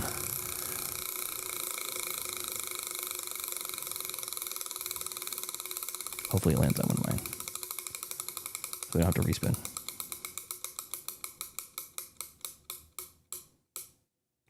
Hey, pre-code movies. Man, that was the one that I've been not looking forward to this one. Because you said when you put it on the wheel that it was going to be old movies and it's going to feel like homework. Yes, it is. So here we go. Pre-code movies. Hays Code. Okay, I'm going to give us a rating. Okay, so the Hays Code officially is the Motion Picture Production Code, which was originally what it's officially called, was a set of guidelines adopted by the American film industry from 1934 to 1968 to self-censor films and prevent external government regulation, particularly regarding morals and sexuality. Named after William H. Hays, the head of the Industries Association, it banned explicit depiction of profanity, nudity, homosexuality, miscegenation, don't even know what the fuck that is, and crime, while mandating that films promote correct moral standards and the sympathy of the audience to be thrown to good over evil. The code was ultimately replaced by the MPAA film rating system after its influence waned due to changing social values and a court decision that granted the films more free speech protections. Cool. Thanks, William Hays, you dick. You fucking dick. So 1934. These are movies pre-1934. 1934? 1934, yes. Well, this will be interesting. Yeah. This will definitely broaden my horizons for sure. Okay, so let me make sure I have my thing here. Do you have one in mind? I do. I just want to confirm it's right. Yes. Scarface from 1932. I'm pretty sure it's the 32 version. Yeah, Howard Hawks. Okay. So we're going to be watching Scarface from 1932. Let me see if I can just watch, see if it's streaming anywhere. Okay, not streaming anywhere here. It could be on Tubi though, but I have it on Criterion. Nice. So I can lend it to you if you like it, Tyler. I don't have any way to play it. You don't have a PlayStation or an Xbox? My Xbox doesn't have a CD drive. Oh, you have the optical only or the digital only one? Yeah. What the fuck? I know. You don't have a computer?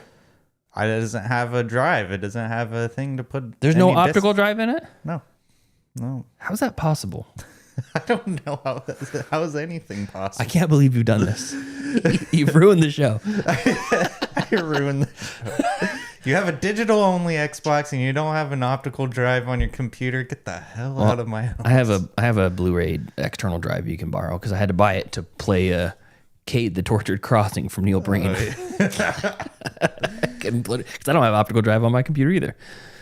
So anyways, so next week we're gonna watch Scarface 1932. Okay. And what I'll do is I'll have a list of like good pre-code movies that we can choose from that might be interesting. That way you guys can read the synopsis and get an idea and pick from there. Or I think I might look it up when I get home today and see like if I can find anything. I don't want to pick a bad one though. That's the thing. But that's what I'm saying. I want to find like a hidden gem or something like that. They're all hidden to us. Well, okay. You just need to find I want to find a gem. You just need to find a gem. I have some options, and I have some friends on Twitter, film Twitter, that said that they're willing to come on the show and talk about the Hays Code and pre-code movies and whatnot, and hopefully they're still available. All the grandpas in the world unite. No, they're not old. They're not old people. They're just people who prefer old movies. Nerds. Anyways, you got anything else, Tyler? No, I don't. Okay, so thank you to our cool ass yard duties over on Patreon. That's Javier, Heather, Michael, and Chris. And if you want to support us on the Patreon, you can do so at patreon.com/middleclassfilmclass, or you can just share the YouTube channel with a friend or family member. If you know anybody that's into classic film, please, and I encourage you to, or if you are into classic film, to email the show. Tell us what you like, what's great pre-1930. What year was it again? 1934. 1934. Pre-1934, pre-Hays Code movies, because we want to see some good shit. Yeah. Yeah, I mean, this one will be the more interesting out of all the genres we've done so far. I mean, we could just look up best picture winner of those years. You know, that's true. Yeah, you could look up because the Oscars were still doing it. They already have the 1919 or something like that. I think the original one or something like that. Wings, I think it was called. Is that right? Wings, yeah, that's 1927. First Oscars. Let's see here. 1929, not 19. My bad. So there's only a few movies before that, but there's got to be some. There's got to be some best pictures, enough to fill out a month at least. Yeah. All right. Well, we'll do it next week. It'll be exciting. It'll be fun. We'll learn something together. Yes. All right. Until next time. Thank you for joining us as we talk about Barbarella, and we commiserate over the fact that we're going to be watching a bunch of old movies next month. Yes. Really old movies. Fun. Get ready to learn something in this goddamn class. Yeah.